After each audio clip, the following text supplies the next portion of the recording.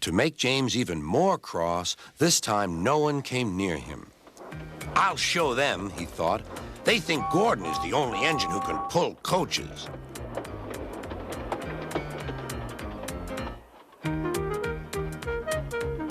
Hurry, hurry, hurry, puffed James. You're going too fast, you're going too fast, replied the coaches. James laughed and tried to go faster, but the coaches wouldn't let him. We're going to stop, we're going to stop.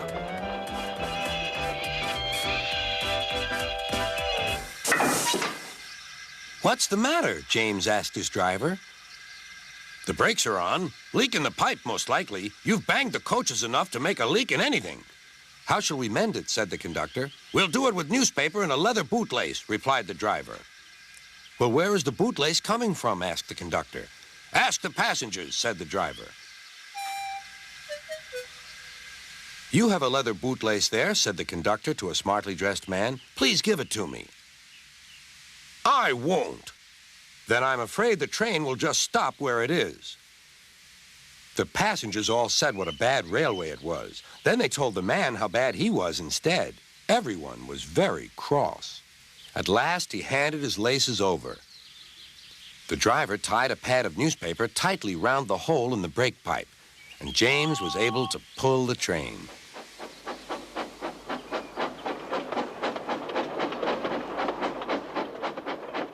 But he was a sadder and wiser James and took care never to bump coaches again.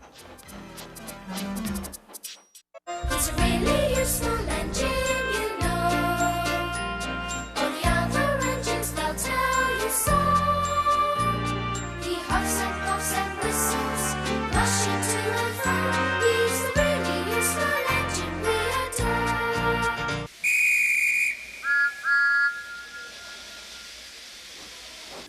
It was a splendid morning on the island of Sodor.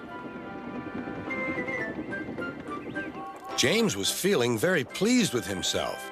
His red paint gleamed in the sunshine as he sped along the line. He reached the junction just as Percy puffed in with some freight cars. James was surprised to see him. What are you doing here, Percy? You should be at the station by now. I know, sighed Percy. These cars have been troublesome all morning. That's no excuse, Percy. Nothing should stop us. Sir Topham Hatt relies on us to be on time. Now, if you'll excuse me, I'll be on my way. And James puffed importantly away. Bossy buffers, muttered Percy.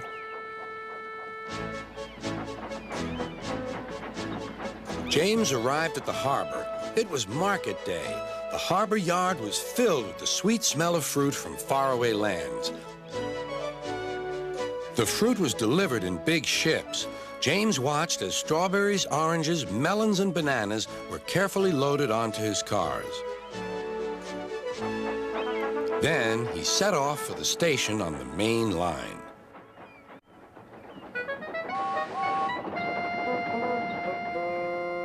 On the way, he met Thomas.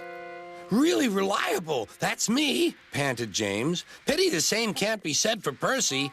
Goodbye. What was all that about? Gasped Annie and Clarabelle.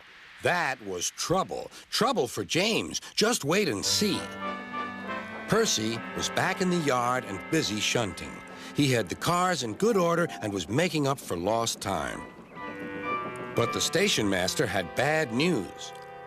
What's happened? Asked Percy's driver. James's brakes have jammed. We need Percy's help right away.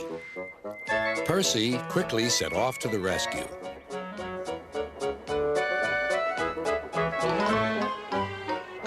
James was stuck on the line and looking glum.